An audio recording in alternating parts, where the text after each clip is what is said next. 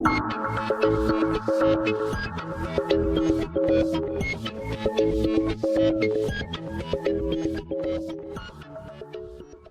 ये था कि आप लोगों ने अच्छी डिबेट नहीं की। जैसा विषय, इतना बढ़िया विषय रखा गया, बहुत बढ़िया। मतलब मैंने अभी जो तीनों विषय दिए, अगर मुझे कोई कहेगा कि आप एक को पिक करेंगे तो मैं ये सेकंड विषय को चुनूंगा, जो कि मैं आपको एक बार फिर से पढ़ के बता दे रहा हूँ कि संदर्भ है इसका, विश्व में किसी समस्या का समाधान करने के लिए यह जानना होगा कि समस्या से लाभ किसको मिल रहा है, ना कि यह कि उससे पीड़ित कौन है। ठीक है, दो शब्द हैं सिर्फ विषय में, क्या? समस्या का समाधान करना है। ठीक है, और यह वैश्विक समाजशास्त्रियों का सदन है, दिए गए विचार को उपयुक्त नहीं मानता। मतलब जो विचार दिया गया कि भाई अगर हमें समस्या का समाधान करना है तो हमें यह पता करना पड़ेगा कि उससे लाभान्वित कौन हो रहा है, ना कि ये कि उससे पीड़ित कौन हो रहा है। ठीक है, इस विचार को हम उपयुक्त नहीं मानते। तो पक्ष आकर कहेगा ये विचार सही नहीं है, विपक्ष आकर कहेगा यही विचार सही है, इसी से समस्या का समाधान हो सकता है।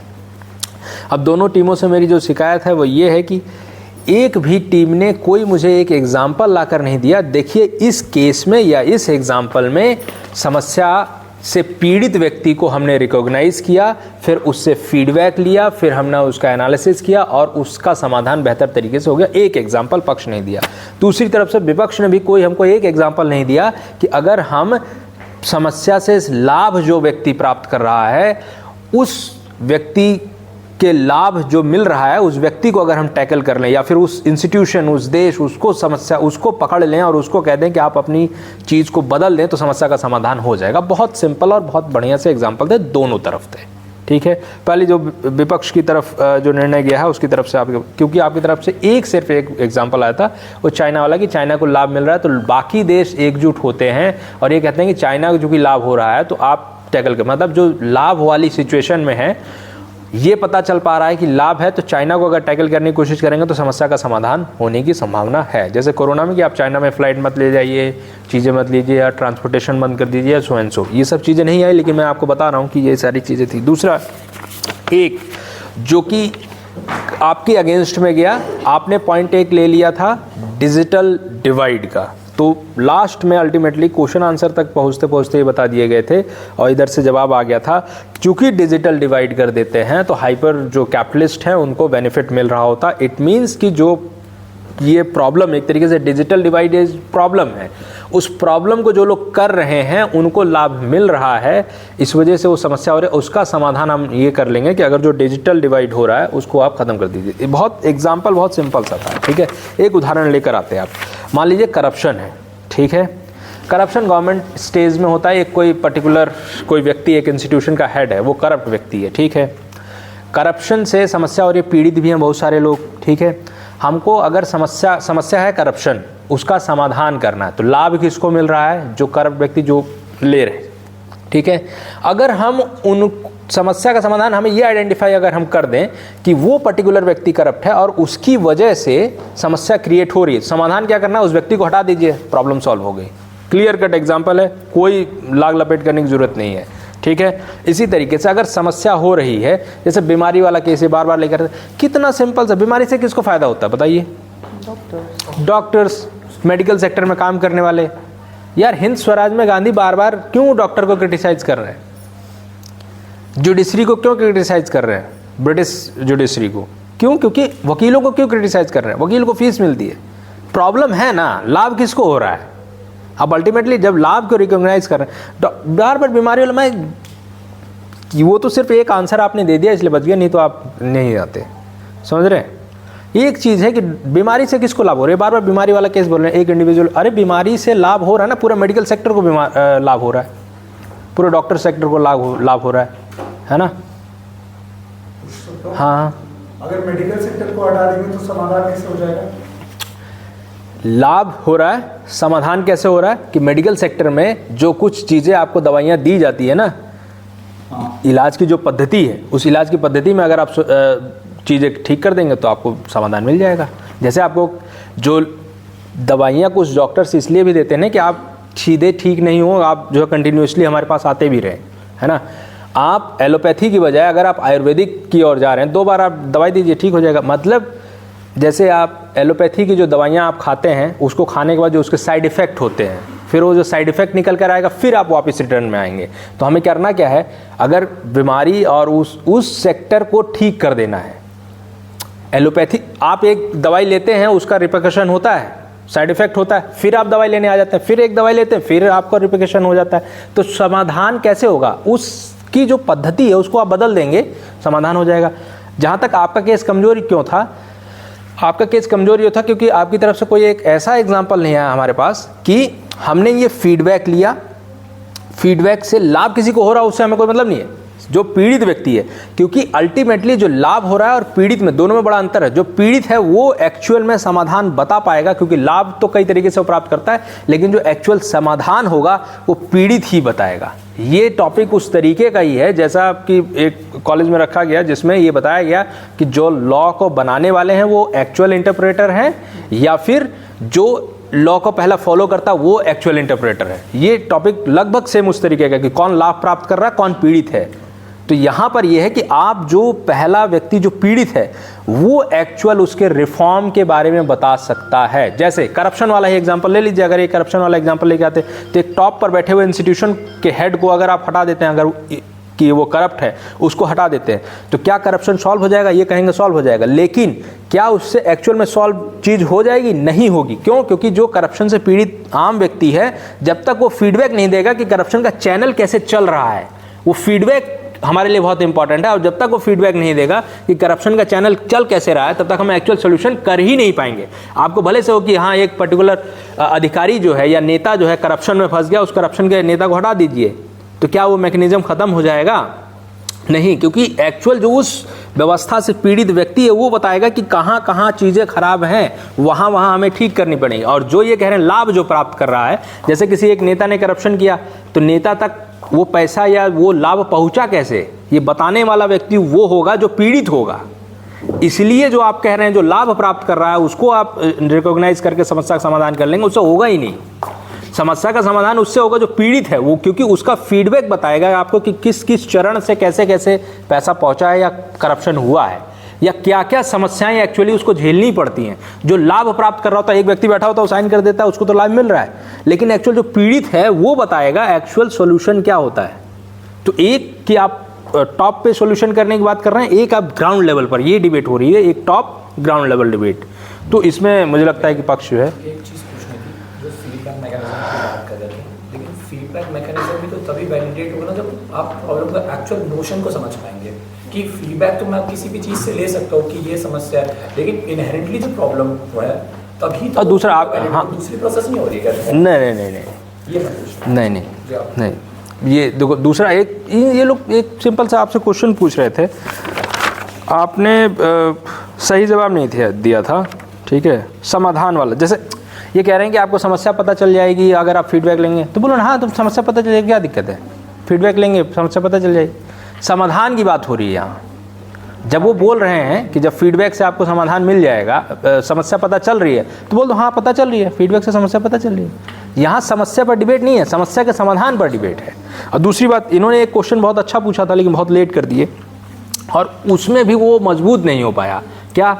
आपने क्वेश्चन बहुत बढ़िया पूछा और बहुत अच्छे वक्ता से भी पूछा, क्योंकि वो कमज़ोर थे, कि एक क्रिया से अगर सबको मिल रहा है, सबको फ़ायदा मिल रहा है, बराबर फ़ायदा मिल रहा है, तो आप बताइए कि क्या वो लाभ मिल रहा है तो वो चीज़ ठीक है। तो आपकी तरफ से सही जवाब नहीं था, लेकिन फिर आप गोल घुमा फिरा के उसको बोल रहे थे। आपने क्या जवाब दिया? हमें तो नहीं, ये मैं बता रहा हूँ इसने क्या जवाब दिया कि हाँ ऐसा हो सकता है कि नहीं, उसका वेरिएशन होगा, इम्पैक्ट कैसा है, दलित है और वैसा। तो ये पॉइंट मैंने लिख लिया था। आपको सीधा सा बोलना चाहिए, कोई ऐसी क्रिया आप खुद ही बता दीजिए जिससे सबको लाभ हो। कोई ऐसी क्रिया है ही नहीं जिससे सबको बराबर लाभ हो, बताइए आप मुझे। इसलिए आप लोग क्या कर रहे हैं, क्वेश्चन आंसर बहुत हड़बड़ी में है, सुन ही नहीं रहे हैं क्या पूछा जा रहा है, क्या बोलना है हमें। उसने क्वेश्चन पूछा, 4 मिनट आपने सोच लिया, मुझे अब ये बोलना है, तो क्या हो जाएगा? सोच के बोलो ना। क्वेश्चन पूछा, सुना, एनालाइज किया, अच्छा अब मैं ये जवाब देता हूँ, तो तुरंत के तुरंत जवाब क्या देना? बहुत सिंपल सा क्वेश्चन था कि ऐसी क्रिया जिससे सबको बराबर लाभ मिल रहा है, तो सीधा सा उत्तर ये होना चाहिए, कोई ऐसी क्रिया है ही नहीं जिससे बराबर सबको लाभ हो। बोलेंगे नहीं है, तो आप पूछ लीजिए कि बताइए, तब मैं आपको बताता हूँ। अभी आप खुद ही सोच के बता दो, कोई ऐसी क्रिया है जिससे सबको बराबर लाभ हो? नहीं है ना। इस डिबेट में भी सबको बराबर लाभ नहीं मिल रहा है। फिर कोई ऐसी क्रिया ही नहीं है। कोई एक भोजन होगा जो किसी को ज़्यादा पसंद होगा, किसी को कम पसंद होगा, है ना। तो फिर ऐसे सोच के थोड़ा जवाब दो, तुरंत इंस्टेंट जवाब देने की ज़रूरत नहीं है, ठीक है। और कोई क्वेश्चन पूछना चाहते हैं तो पूछ सकते, थोड़ा सा राजेश देना पूछ सकते। इंडिविजुअल फीडबैक में मेरा ये कहना है, जब नेता आते हैं, ठीक है, नेता को हमें ये बताना चाहिए कि बार बार मैं ये कह रहा हूँ कि आप लोग एरिया रूल को फॉलो करेंगे तो एग्जाम्पल लेकर आएंगे। जैसे आपने ये कहा, और इनकी तरफ से भी कमज़ोरी थी, इनकी तरफ पहली स्पीच के बाद सेकंड स्पीच में जब ये आते हैं थोड़ा सा हैंड लेने की कोशिश करते हैं, लेकिन ये डाउन ही रहते हैं। बिकॉज आपका एक क्वेश्चन रहता है कि इंडिविजुअल और सुसाइड वाला केस, सुसाइड से किसको फ़ायदा मिल रहा है? बहुत सारे लोगों को फ़ायदा मिलता है, क्यों नहीं बोले? क्वेश्चन था। दूसरा, आपको केस जो प्रेजेंट करना था ना, जैसे एक ये बीमारी को किसको लाभ मिलता है, तो एक पर्टिकुलर बीमारी वाला था, और दूसरा कि हर केस में लाभ हो ही रहा है ऐसा नहीं है।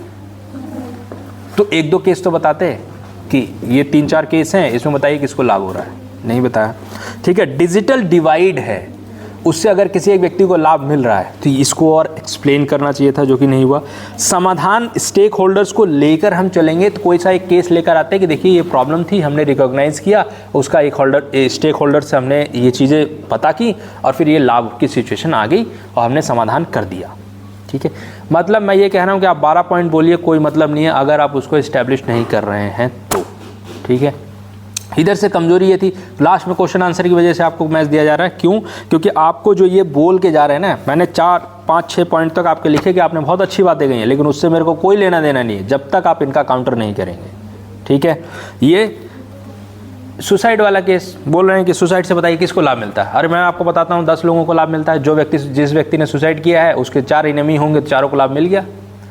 किसी व्यक्ति की प्रॉपर्टी पर सब लोग केस नज़र जमा के बैठे हुए, वो निपट गया तो उसको मिल गया लाभ। क्यों नहीं होता है लाभ? बीमारी से किसको लाभ नहीं होता? एक व्यक्ति को जानबूझकर बीमार कर दिया जाता है स्लो पॉइजन डालकर कि वो मर जाएगा तो उसकी प्रॉपर्टी ले लेंगे, उसकी कंपनी टेक ओवर कर देंगे, क्यों नहीं लाभ मिलता है? सीधा बोलना चाहिए ना। वो आप तमाम बातें कर रहे हैं। हाँ बता रहा हूँ।